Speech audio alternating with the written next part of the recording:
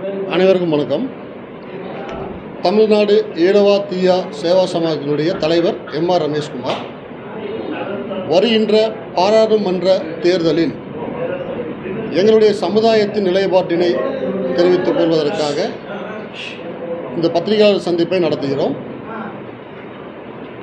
எங்களுடைய சமுதாய மக்கள் கோவை, நீலகிரி, திருப்பூர் மற்றும் தமிழகம் எங்கும் சுமார் 10 லட்சத்திற்கும் அதிகமான சமுதாய மக்கள் வாழ்ந்து வருகின்றனர்.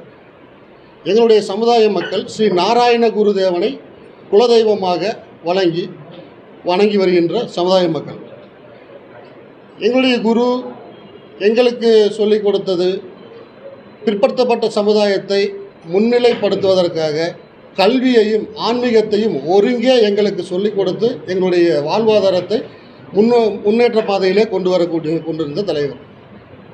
அந்த வகையிலே முழுமையான ஆன்மீகத்தையும் இந்து தர்மத்தையும் பின்பற்றி வாழ்ந்து கொண்டிருக்கின்ற எங்களுடைய சமுதாயம் சில காலங்களாக நமது தமிழகம் எங்குமே இந்து தர்மத்தை சீர்குலைக்கின்ற வகையிலும் இந்து தர்மத்திற்கு கேடு விளைக்கின்ற வகையிலுமே சில மூத்த அரசியல்வாதிகளும் இன்று புதியதாக வந்திருக்கின்ற முளைக்கின்ற அரசியல்வாதிகளுமே ரொம்ப ஆபாசமான வகையிலுமே அருவருக்கத்தக்க வகையிலுமே எங்களுடைய நம்முடைய இந்து சமுதாயத்தை விமர்சித்தும் வந்து கொண்டிருக்கின்றார்கள். இந்த விமர்சனத்திற்கு ஒரு சரியான பதிலடி கொடுக்கின்ற வகையிலும் எங்களுடைய சமுதாயம் இந்து தர்மத்தை காப்பாற்றுகின்ற வகையிலுமே வருகின்ற நாடாளுமன்ற தேர்தலில் சனாதன தர்மத்தை பாதுகாக்கும் வகையிலும் வருகின்ற பிஜேபி பாரதிய ஜனதா கட்சியிற்கு முழு ஆதரவை நல்குவது என்று தீர்மானித்துள்ளோம்.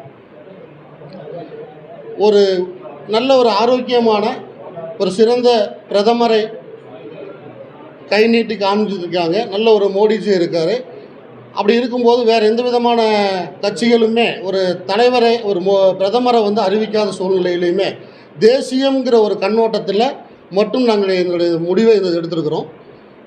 எங்களுடைய செயற்குழு பொதுக்குழு எல்லாமே இந்த தீர்மானங்களை நிறைவேற்றி எல்லா சமுதாய மக்களும் ஒருங்கிணைஞ்சு எடுத்த தீர்மானங்கிறதையுமே அறிவிச்சுக்கிறோம்.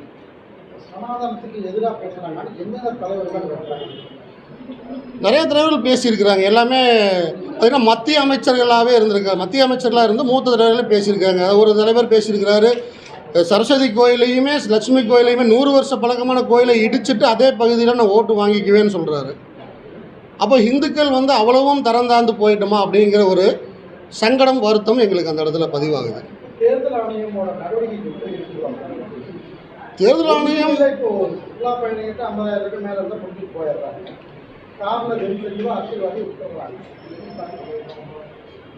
விட்டுறாங்க அப்படிங்கிறத நம்ம எந்த இடத்துலையுமே இதுவரை நான் பார்க்கல சார். எல்லா இடத்துலையுமே தேர்தல் ஆணையத்தை பொறுத்தவரை சிறந்த முறையில் செயல்படுறதான் நினைக்கிறேன்.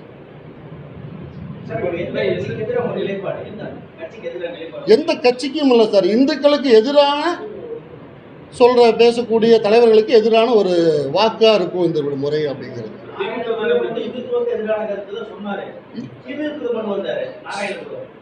ஆன்மீகத்தை எந்த இடத்துலையுமே விட்டு கொடுக்க கூடாதுன்னு சொல்லியிருக்காரு நாராயணகுரு. ஆன்மீகத்தை எந்த இடத்துலையுமே சிறிதளவும் கூட விட்டு கொடுக்காம வாழணும்னு சொல்லி கொடுத்துருக்கிறார்.